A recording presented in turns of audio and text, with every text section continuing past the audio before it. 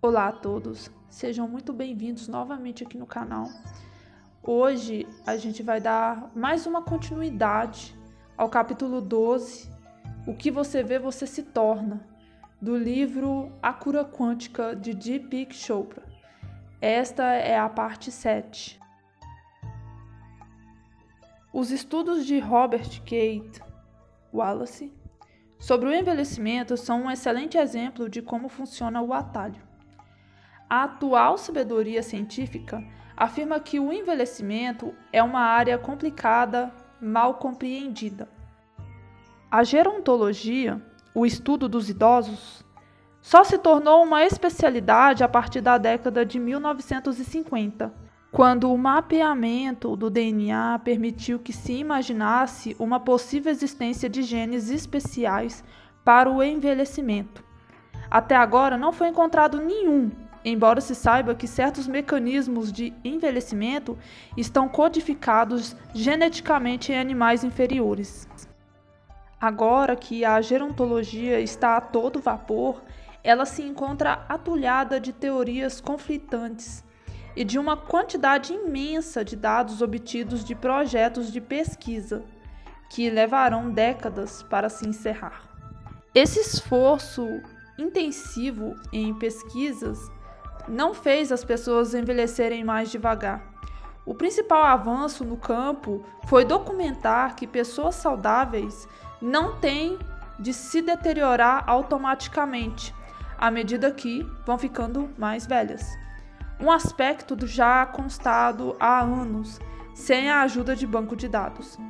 A gerontologia tem tido algumas valiosas aplicações médicas, como o reconhecimento de que muitos sintomas senes, antes considerados permanentes, são reversíveis.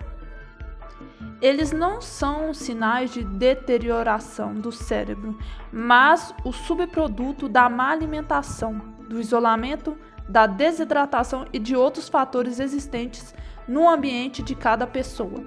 Fora isso, a gerontologia vai progredindo pouco a pouco, forjando pequeninos elos em teorias, a princípio apenas conjecturais. Quanto a fazer o povo americano comer melhor, exercitar-se de maneira sensata e praticar a prevenção de doenças, a especialidade está de acordo com o restante da medicina. Entretanto, a pesquisa de Wallace partiu da hipótese de que as pessoas não envelhecem em partes separadas, mas como seres humanos inteiros. Por conseguinte, o envelhecimento contém um grande elemento de escolha. Se os idosos podem manter suas faculdades mentais, usando-as continuamente, então a prática da meditação, que abre a percepção por completo, deveria fazer mais ainda. A descoberta básica de Wallace, como já mencionei, foi que aqueles que meditavam há bastante tempo tinham, de fato, diminuído a idade biológica de 5 a 12 anos. Também foram constatados altos níveis do quase desconhecido hormônio denominado DEA, dehidroepiandrosterona. Especulou-se que, de certa forma, o DEA ajuda a retardar o envelhecimento e talvez iniba a aparição e o desenvolvimento do câncer. Essa pesquisa sugere que o envelhecimento é controlado pela consciência, atuando no habitual nível de pensamento confuso e superficial. Aceleramos o processo do envelhecimento em nossas células, à medida que passamos para a região silenciosa do transcendente. Porém, a atividade mental cessa e, aparentemente, a atividade celular a acompanha. Se isso é verdade, então o envelhecimento pode ser programado em diferentes níveis de percepção. Se nos programamos para nos deteriorar, como era a regra em gerações anteriores, então isso se torna realidade. A programação desse tipo não é questão de simplesmente pensar ou acreditar. Atitudes positivas vivacidade mental, desejo de sobreviver e outras características psicológicas podem facilitar a velhice sem dúvida. Elas ajudam a romper o rígido condicionamento social em que muitas vezes os idosos se veem presos. No entanto, mudar de fato o processo de envelhecimento em si é uma questão diferente, muito mais profunda. Oficialmente, a gerontologia não reconhece nenhum meio de revertê-lo ou retardá-lo, uma posição rígida demais, quando se considera que o envelhecimento nem mesmo tem sido adequadamente definido.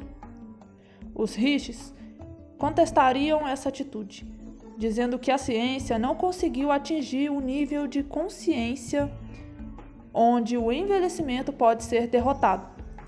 Em 1980, um jovem psicólogo de Harvard, Charles Alexander, foi a 3 asilos de idosos na periferia de Boston e ensinou a cerca de 60 residentes, todos com no mínimo 80 anos de idade, 3 técnicas mente-corpo.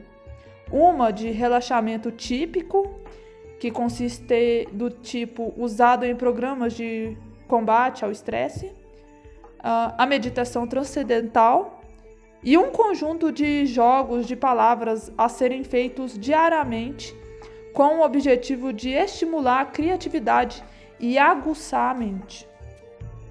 Cada pessoa aprendeu uma só técnica e os grupos as usavam sem supervisão.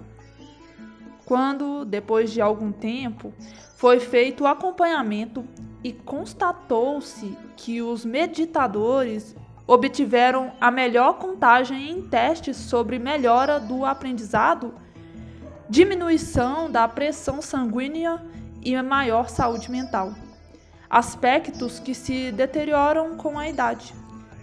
Essas pessoas também relataram que se sentiram mais felizes e não são tão velhas como antes.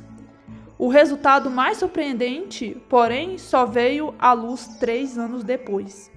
Quando Alexander voltou aos asilos de idosos, cerca de 1/3 dos residentes que lá encontrara na primeira vez haviam morrido, inclusive 24% dos que participaram do programa Mente e Corpo, mas que não haviam aprendido a meditação. No entanto, entre os meditadores, a taxa de mortalidade era 0. Eles agora estavam com uma idade média de 84 anos. E esse foi um dos mais raros e belos casos em que a ciência realizou uma experiência que imediatamente proporcionou o dom da vida. Ainda que limitado em seu alvo, esse é um dos mais esperançosos resultados no campo do envelhecimento e em uma vitória para o atalho dos Riches. Ele demonstra que basta expandir a percepção para aumentar o tempo de vida. Qual será a expectativa de vida para meditadores que começaram a prática aos 20 anos em vez de aos 80? O tempo dirá.